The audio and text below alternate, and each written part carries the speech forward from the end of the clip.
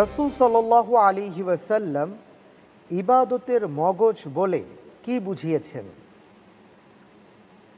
ক দুআ, খ ইখলাস, গ সিজদা, ঘ ঈমান।